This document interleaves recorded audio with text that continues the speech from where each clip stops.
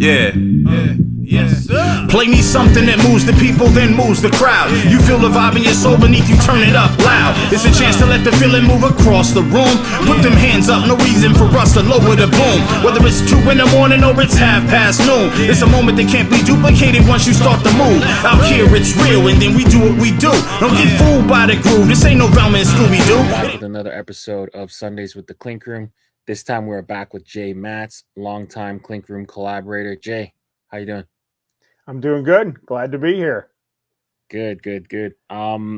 You are one of the artists that we got introduced to when Clink Room 2.0 kind of got relaunched. You've been doing this a long time, so tremendous pleasure for me to have you here to kind of just hang out and get to know your story. We spoke briefly before the interview started about, you know, we've kind of known each other and seen each other around for about almost 4 years now. Yeah. So this is the first time formally meeting. So this is awesome. It gave us a reason to kind of connect a little bit, and I hope that people will tune in and learn your story and learn a little bit more about you. So happy to have you here. I'm happy for the opportunity. Cool. Can you share what got you kind of put onto the Clink Room? Like, what made you kind of attracted to the process, and how did that start for you? It was actually kind of funny timing. I've always been more into logos. I wasn't so much a hat collector as I was into logos. And a fellow Canadian, Chris Creamer's sportslogos.net, you probably know his website. Every year, kind of like when the baseball season would kick off, that was one of my traditions, was to go through and look at all the minor league logos, you know, see what was new, kind of see what people were doing. And then I saw a story, it was probably on ESPN or something, where they were doing about Brandios, one of their logos. And I went to their website and I was like, that's one of my favorites from sports logos. That's one of my favorites. That's one of my favorites. That's one of my favorites. And it's like, these guys, I feel like I'm in sync with these guys, you know? And so I started following them on Instagram and checking out their website and things. And that's where the timing thing came in. Very shortly after that, they launched Clink 2.0. And I was like, whoa, you mean I might have an opportunity to do something with these guys that, you know, I think do such incredible work. I just thought that was so great. And so when they opened it up for submissions, I submitted probably 3 or 4 designs pretty quick. And in fact, Old Fashions, I think this was the second one I submitted. And back then it was an actual glass swinging a bat, and he was wearing a bowler hat. Sorry, getting over a cold here. And so he was an actual glass, you know, swinging it. He was swinging a muddler, and he's wearing an old bowler hat, and it didn't go anywhere. And that one I ended up redoing like 4 times over the years before we finally got this one, and it got through and did what it did. But yeah, then I think my first one that got made was Red Wing Blackbirds, and that was pretty early on. And I just couldn't believe it. I was like, oh, I can't believe this is happening. I can't believe people are going to be buying my hat, you know, my design on a New Era hat. And so then I've just been pretty consistently doing it. I'm a self-taught artist. That in school I was a engineering major for a while, and then I ended up in broadcasting. And when I was working in TV, that's where I kind of learned Illustrator, Photoshop, those kinds of things. And I ended up working in the creative department with a lot of really good artists. So I was able to soak up a lot from them about color and that kind of thing. But I've always been a doodler, you know. So when I'm in meetings at work, all my notebooks are full of doodles everywhere. And anytime I'm, you know, in a restaurant or something, there's doodles on the napkins. And so it's kind of given me an outlet to those kind of doodles, those kind of tell a story in a quick little picture really works well for hats. And so it turned out to be a great way to be able to kind of do something with that. So for me, it's a lot more of a hobby. It's a release. You know, this is what I do for fun. And the fact that Casey, all the people at Clink are so great to work with. They handle all the business. They set it up so that you get these amazing embroidery. You know, I don't know how to do any of that, but you know, I can draw something.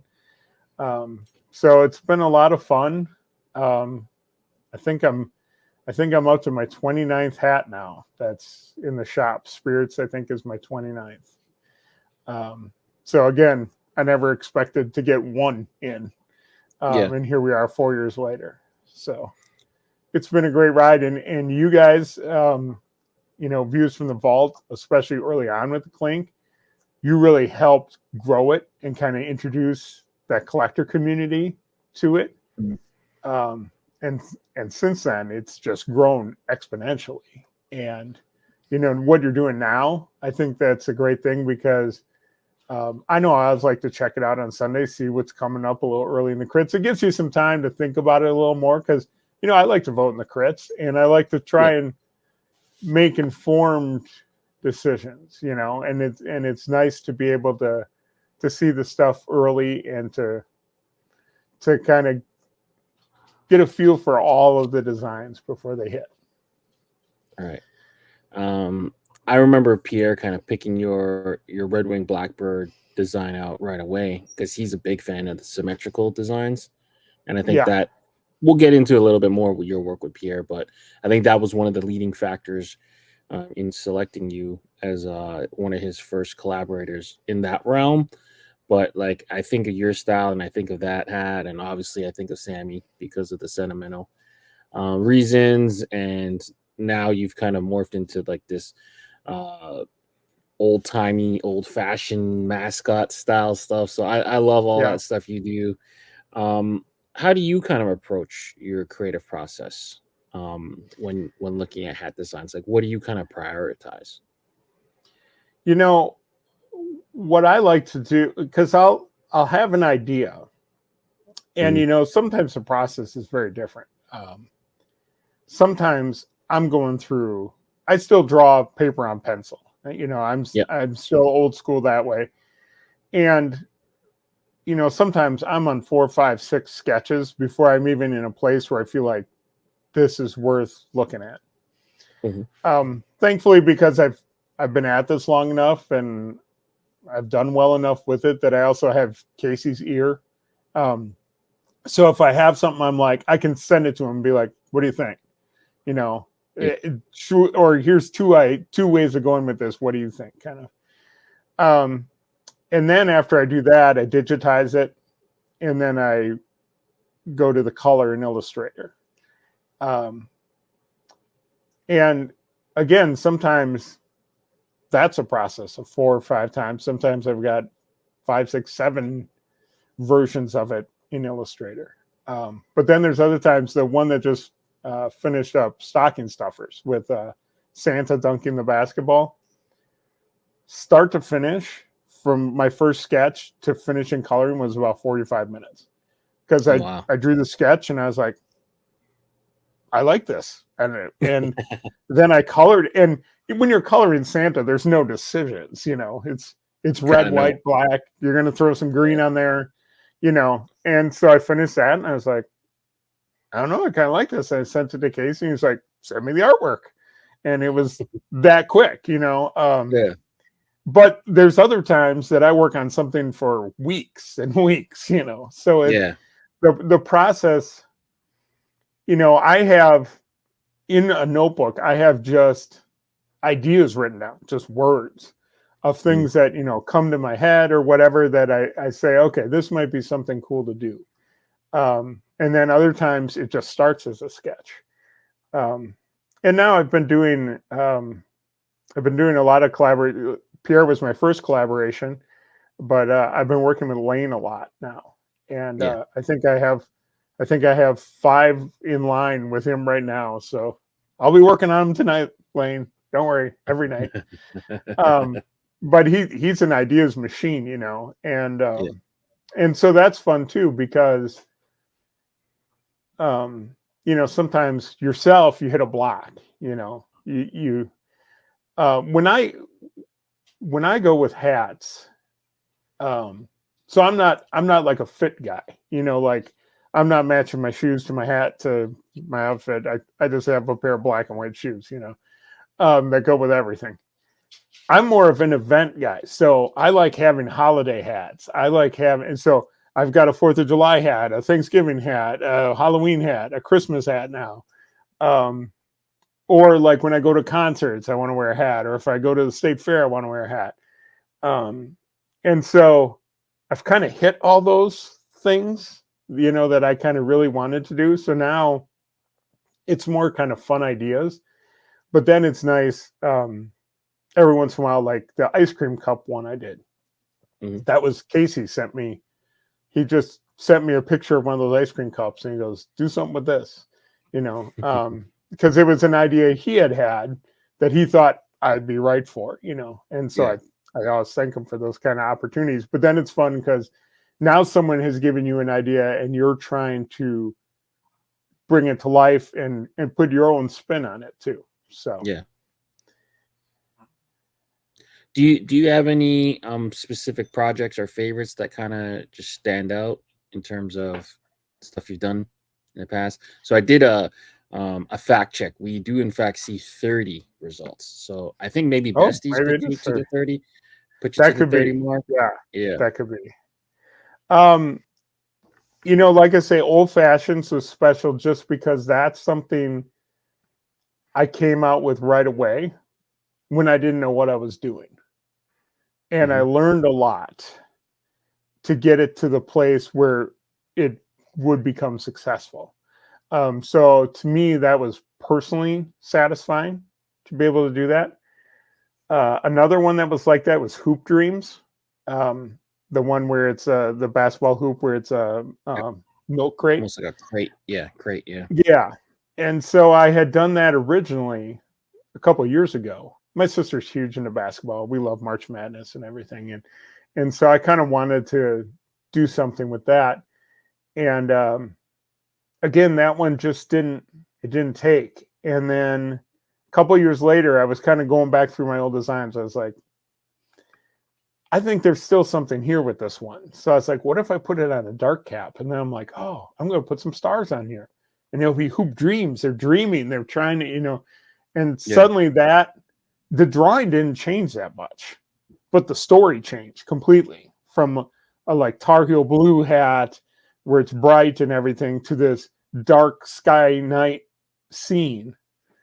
That really, sometimes what people have to remember is it's not always just the art.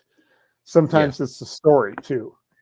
So I like that. Obviously, Red Wing Blackwards. I'm already on my 3rd iteration of that because they did the X-ray one, and then Hat Club did a all color where it was kind of southeast kind of colors or southwest colors where it was kind of copper and that teal color. So that one's been a big success for me. I really like the Nosferatu. That was an early one. It was the vampire with the candy corn teeth. Just because that's very much kind of my sense of humor, you know. Worst candy of all time, by the way. And it was like, really, that's all anybody. I never ate it as a kid. All we did was we'd put it on our teeth like fangs, you know, and then spit it out. So I thought I really liked that one.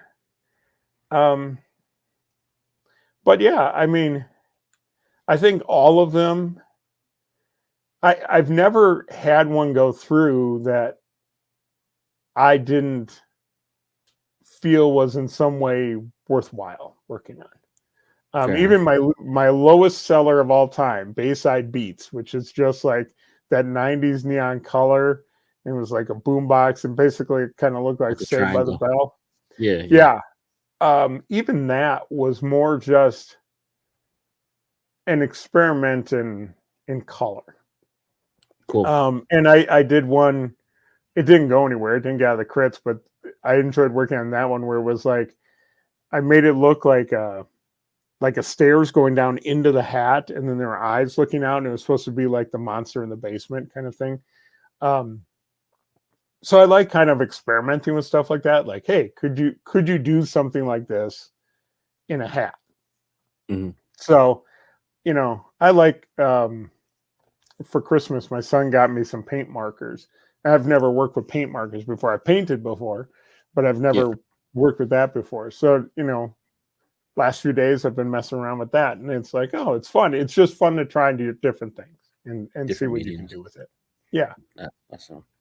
I applaud your flexibility, because I think back to one of your original hats, and you were trying to correct me if I'm wrong, because this is, I feel like it's a couple years old now, but your design with float like a butterfly, sting like a bee, originally was meant for your daughter, or Yeah, because it was more like purple and teal and stuff. Yeah, because she's obsessed with butterflies. And Okay. so I thought I had a pretty clever monarch butterfly design where it was a symmetrical one, and then the antennas made a crown. So it was like a monarch, like a king, royalty kind of thing. Yeah. But that didn't go anywhere. So then I was like, oh, well, what's going to appeal to dudes masses who buy hats? But also my daughter likes butterflies. So I'm like, oh, how about Muhammad? And I went to school in Louisville. So Muhammad Ali's, that's his hometown and everything. So so then it was purple and teal, and he was skinny. Like it was like the normal butterfly arms and legs with big boxing gloves on. And then Casey's like, no, let's push this and make him thick, make him like Muhammad Ali. And and it worked great. And then they used that metallic embroidery on it, and that it turned out great. And I my only regret on that, because very quickly afterwards we did the sting like a bee, because we're like, well, let's do both sides of it, 2 parts, and just do it, and so it's like a series thing. And so then we did like a bee, same kind of style, in a different pose kind of thing. But that was right when the COVID kind of production delays hit, and you had that huge delay. Yeah. And I always feel like Sting Like a Bee would have, it still did well, but I think it didn't do nearly as well as Flow Like a Butterfly. And I feel like it would have been more on par with that, but that that happened in the middle. And I understand for people who you had the early adopters who were on it early. And then like I said, you guys started doing your show and stuff, and all these new people started coming in, and they ordering all these hats, and then suddenly these production delays hit, and now you've got rumors it's a scam, you're never going to get your hats, all this kind of stuff. And it's like, no, they're trying, and I've got hats in hand, and they're gorgeous. Their customer service has always been top notch to me, and so yeah. But now it's funny because you come out of that on the other side, and I feel like the audience has kind of even changed again as it's grown. What's kind of popular keeps changing. There's some hats I did early on that I don't think would go anywhere today, but at the time did really well. And there's stuff I do now that I feel like, had I done that at the beginning, people would have been like, eh. So you're in a way too, you're kind of, all of the artists too, we're kind of growing and changing with the audience, and you're getting new voices in there too, For sure. So that makes it interesting. It's almost like it's different chapters, right? So obviously Clink 1.0 was like the forums and the OGs, the Hillside Goods and cork bottoms and all that kind of stuff. Yeah, the original Ephras and Dankadelics and whatever. And then we got the 2.0s, and then it kind of got stopped by what you talked about with the delays and all that. And then like the 2.5 came, and from there we saw Rafael's and the Win Studios and Sierra Gons, and kind of like who we see really, really popular now. Seamus, I'm thinking of.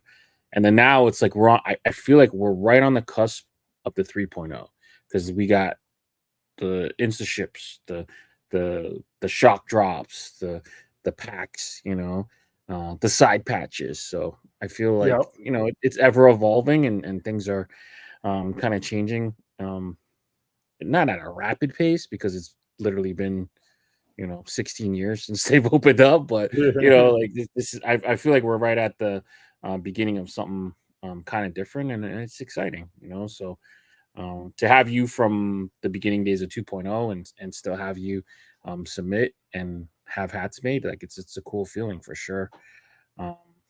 How do you kind of stay updated on like current trends and stuff like that? Do you work to incorporate them into your work, or are you more so like just trying